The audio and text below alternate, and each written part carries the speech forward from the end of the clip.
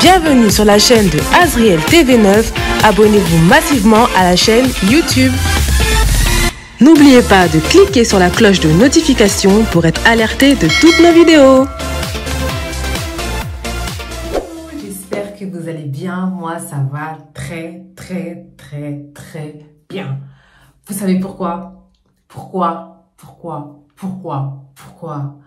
on a atteint les 500 abonnés. Tout ça, c'est grâce à vous. C'est grâce à vous de nous avoir donné la force, de nous avoir boosté, de nous avoir fait confiance. Voilà, vous faites partie de la communauté Azriel. Donc, merci à vous. Donc, voilà, on va réfléchir à quelle surprise on va vous faire pour les 500 abonnés. Donc, merci. Donc, c'est la moitié de 1000. Vous mettez 500 personnes dans une salle. C'est vraiment une salle de mariage. C'est vraiment un mariage. Vraiment, vous remplissez la salle. Donc, 500 personnes, c'est énorme. 500 abonnés, c'est énormissime. Donc, merci. Ah, que vous allez continuer à regarder nos vidéos. J'espère que vous allez partager et j'espère que d'autres personnes aussi vont s'abonner. Au passage, n'hésitez pas à vous abonner. Pour les nouveaux, les nouvelles, voilà, n'hésitez pas à vous abonner à la chaîne YouTube Azriel TV9. Donc ici, c'est une chaîne Azriel TV9. Azriel, c'est une association. Azriel TV9, c'est une chaîne de divertissement, d'activités, de missions, de tout plein de choses. Donc voilà, c'est que du bonheur. Voilà, c'est une grande famille Azriel. Donc merci à vous. Au passage, je tenais à remercier le président de l'association Azriel. Merci de faire en sorte que l'association Azriel continue en France et en Angola. Donc merci à toi, Belém. Et aussi aux membres de l'association Azriel, merci à vous de nous faire confiance, d'être toujours là, d'être toujours présent. Aux abonnés, je vous ai déjà remercié, mais je vous remercie encore. On est 500 abonnés. Voilà, maintenant on va atteindre la barre des 1000. Là. Les 1000, on veut les 1000, on veut les 1000. Je vous garantis, les 1000, on fait une soirée. On fait une big soirée. Et voilà. Au passage, l'association Azriel a 3 services. Donc, il y a Azriel Car. Je vous balance la pub et nous, on se retrouve juste après. Donc, voilà, comme vous savez, l'association, ou ceux qui ne le savent pas, l'association a 3 services. Donc, le premier, c'est Azriel Car. Donc, si tu veux louer une voiture, voilà, une voiture à 9 places où tu pourras aller en vacances pour se déplacer, pour profiter un peu du bon temps qui va arriver. Nous, Azriel Car, voilà, on est là, on loue des voitures, on loue des trafics pour vous si vous voulez. N'hésitez pas à nous contacter. Voilà, c'était Azriel Car. Le deuxième, c'est Azriel Fret Livraison. Donc voilà, je vous lance la pub et nous, on se retrouve juste après pour le 3e service. C'est parti. Azriel Service Fret pour l'envoi de vos colis au Congo-Kinshasa et bientôt partout dans le monde. Vous pouvez nous faire confiance pour vos colis. Ils seront en bon état, bien sécurisés et arriveront à bon port. Donc, Bobanga Teba, Colina Bino et Kozala entre de bonnes mains avec Azriel Service Fret.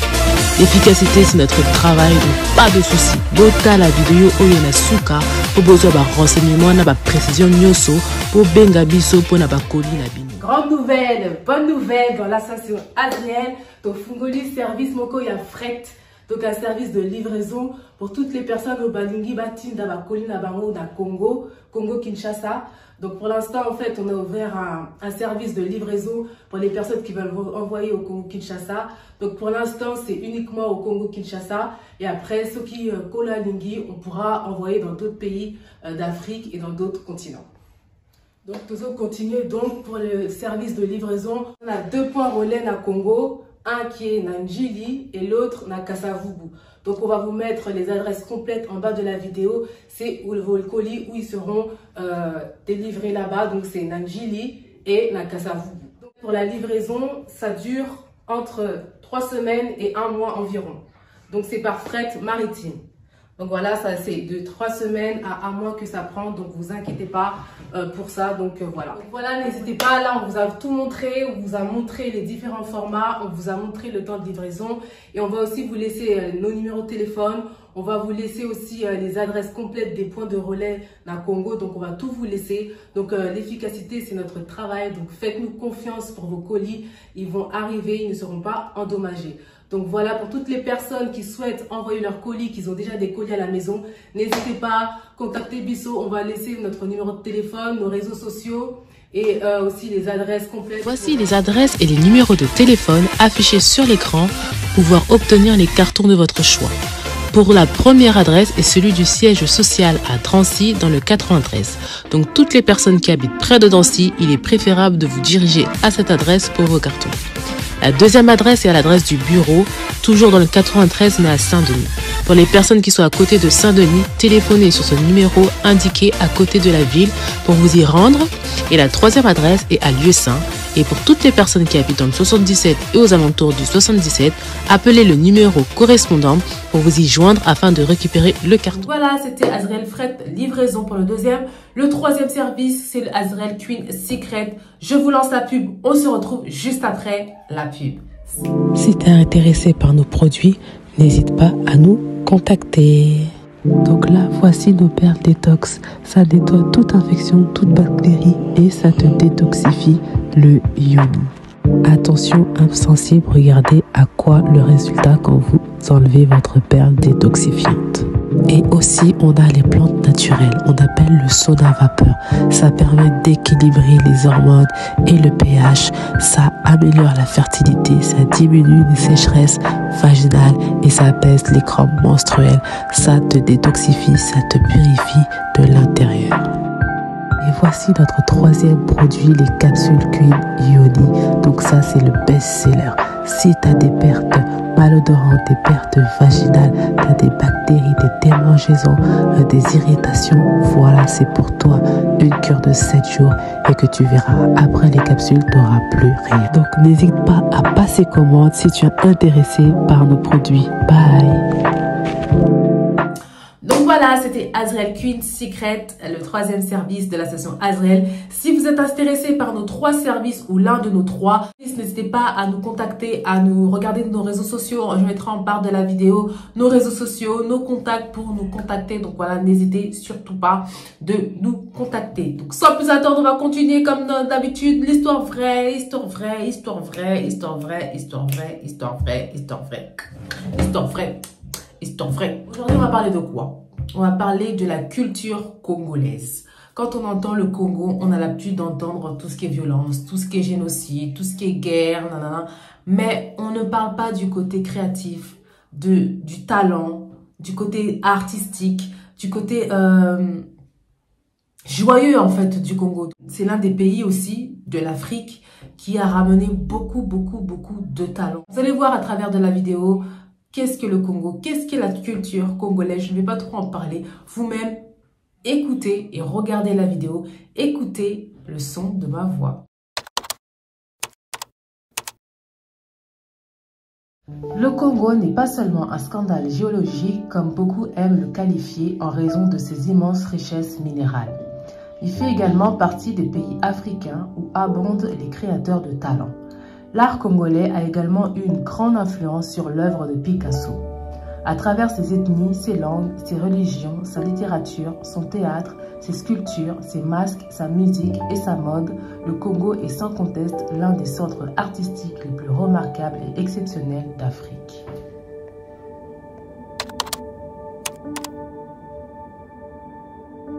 L'ethnicité, souvent appelée le tribalisme, a été introduite au Congo par les colonialistes afin de diviser le peuple et d'empêcher la montée du nationalisme.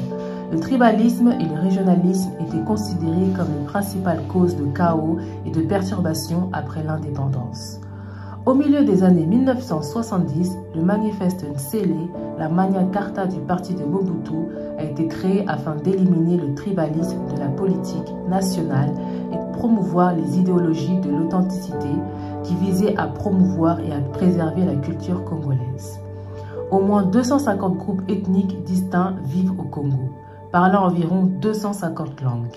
Les langues bantoues sont les plus dominantes et sont parlées par 80% de la population. Le français est la langue officielle utilisée dans les réunions commerciales, juridiques, politiques et universitaires. Outre le français, le Congo compte également 4 langues nationales, le Kikongo, le Lingala, le Swahili et le Chiluba, qui peuvent être considérées comme les lingua franca régionales.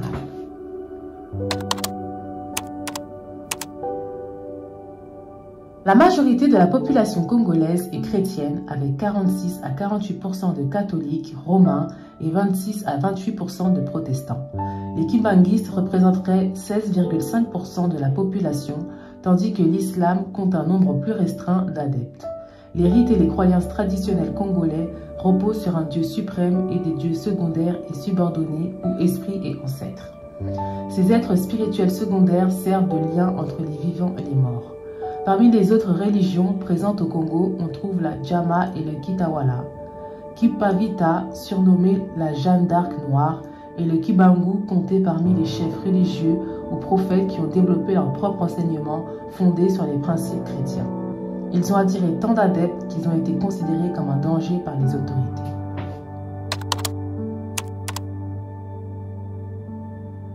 En matière littéraire, les écrivains congolais ont acquis une reconnaissance au-delà des frontières nationales, rejoignant la liste des poètes et auteurs de renommée mondiale et se faisant une place sur le devant de la scène. Parmi ces écrivains figurent Léonie Abo, Patrice Lumumba, Thomas Kanza, Kama Kamanda, Magui Rachidi Kabamba, Amba Bongo, Clémentine Madia, Faïk Njuzi et plein d'autres. D'autres écrivains émergent dans la diaspora congolaise, s'efforçant de mettre en lumière et d'exposer les horreurs et les atrocités d'une guerre qui ravage leur pays depuis 14 ans, coûtant la vie à plus de 6 millions de Congolais, effrayant et harcelant la population pour le contrôle et l'exploitation de la terre et de ses richesses minérales par les multinationales, le Rwanda et l'Ouganda.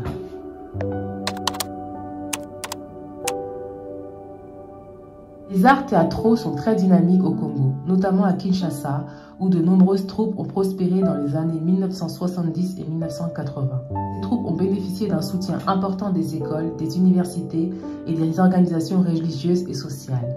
De nombreuses pièces sont écrites par des dramaturges locaux, quelques pièces internationales sont également produites. Groupe Salongo et Minzonto Wela Wela comptent parmi les plus populaires hormis celles du théâtre national. L'authenticité est au cœur des productions, utilisant des techniques de narration africaines comme le griot ou narrateur, des séquences oniriques et fantastiques, ainsi que des chants et des danses au son des tambours et des instruments de musique. Grâce au soutien du gouvernement ou d'autres organisations, le théâtre national effectue des tournées nationales et internationales.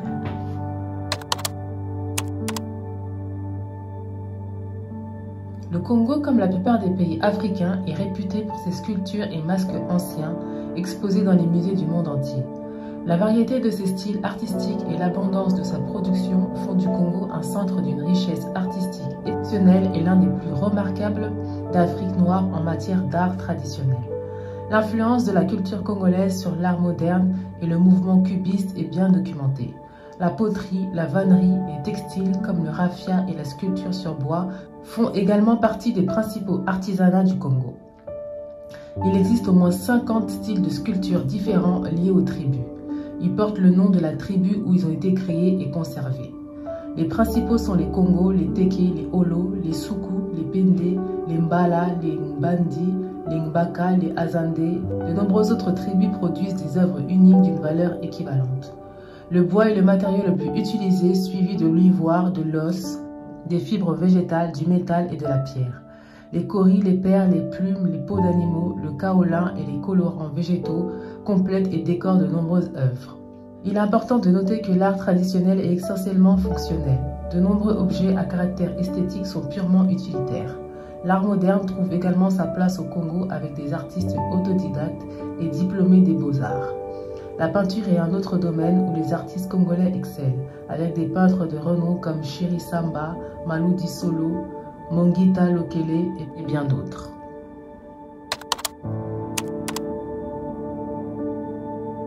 Picasso découvre le travail des artistes africains vers 1905. Cette nouvelle forme d'art suscite chez lui un vif intérêt car elle diffère de ce qu'il a connu en Occident. Il est particulièrement fasciné par les masques africains. Après cette grande découverte, il écrit « J'ai éprouvé mes plus grandes émotions artistiques en découvrant soudain la beauté sublime des sculptures réalisées par des artistes anonymes d'Afrique. Ces œuvres religieuses, passionnées et rigoureusement logiques, ce que l'imagination humaine a produit de plus puissant et de plus beau. À cet instant, j'ai compris ce qu'était la peinture. » Picasso fut avant tout séduit par les éléments et les principes de conception appliqués aux masques, ainsi que par les émotions qu'ils transmettent. Captivé par la puissance de ces nouvelles formes, il commença à les appliquer aux esquisses préliminaires des demoiselles d'Avignon qui donnèrent naissance à l'art moderne et au mouvement cubiste.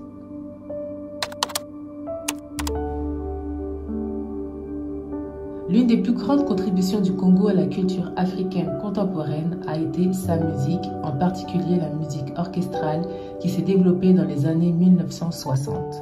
Les premiers musiciens congolais authentiques étaient des troubadours des années 1940 et 1950, voyageant pour se produire principalement dans les provinces les plus reculées.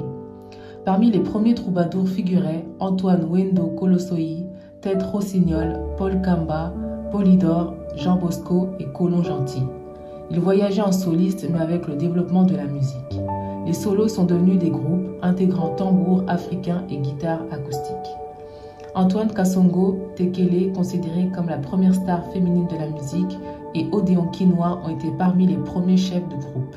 La musique traditionnelle a été abandonnée par les jeunes générations qui se sont tournées vers de nouvelles formes et ont ajouté davantage d'instruments. Les premiers enregistrements de musique congolaise furent réalisés par des musées coloniaux en 1947. Vers 1953, Joseph Kabasele, l'un des pères fondateurs, forma l'African Jazz Orchestra et enregistra quelques disques. Luambo Makiadi Franco, le premier à jouer du cha-cha, forma l'Ok Jazz Orchestra. L'influence des musiques cubaines et latines commença à se faire sentir à la fin des années 1950. Plusieurs disques latino-américains furent adaptés et enregistrés par des groupes congolais, notamment Kai Kai, Son, Tremendo, La Mort et Lolita. La plupart des chansons de cette période affichent des rythmes latins et des paroles congolaises, avec des musiques comme l'Indépendance Cha-Cha de Taboulé Rochereau pour commémorer l'indépendance, et Cha-Cha-Cha de Amor de Luambo Franco. Le terme Congo Jazz est généralement utilisé pour décrire la musique orchestrale congolaise. Franco Rochereau et Dr Nico comptant parmi les musiciens les plus populaires.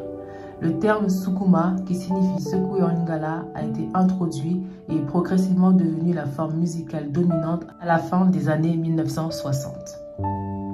La musique congolaise est alors devenue l'une des plus populaires d'Afrique.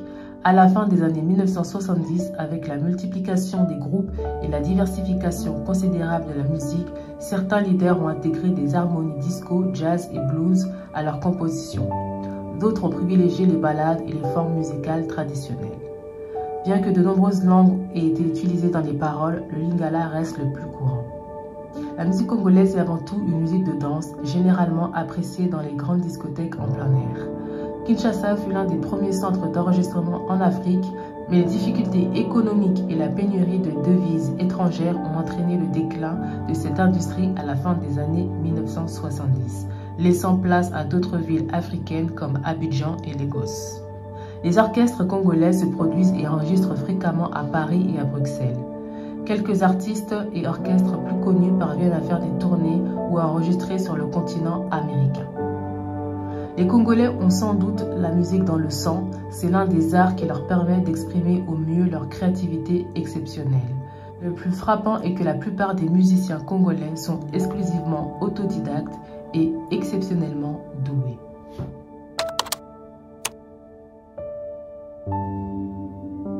La mode congolaise est entièrement axée sur le tissu imprimé coloré appelé pagne. Ce tissu, confectionné en rouleau de 2 mètres de large, est généralement coupé pour la revente en bande de 2 à 6 mètres de long. Élément essentiel de la culture et de l'habillement congolais. De nombreux imprimés portent un nom. Certains sont conçus et commercialisés pour des occasions particulières, comme la célébration d'un dirigeant, la célébration d'un événement spécial comme un sommet, un tournoi de football ou la visite d'un chef d'État étranger. Les aspects traditionnels de la mode congolaise se sont mêlés aux influences de la culture européenne ou américaine. Ce phénomène est particulièrement visible dans les zones urbaines où les jeunes générations s'efforcent de suivre les tendances. La culture est primordiale, elle est notre mode de vie et la stratégie la plus puissante pour la survie de toute société humaine.